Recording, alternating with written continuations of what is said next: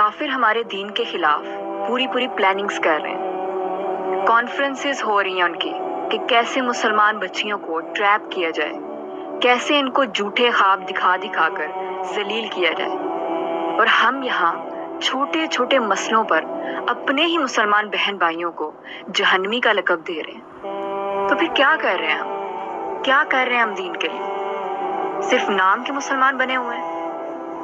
क्यों हमारी मुसलमान बच्ची अपने दीन से नावाकिफ है? किसने देनी थी उसको ये सारी अवेयरनेस? माँ ही बच्चे की पहली दरसगाह होती है ना। वजह है कि हम खुद दीन से दूर हैं, हमारे माँ बाप खुद दीन से दूर हैं, तो अपने बच्चों को कैसे बताएंगे?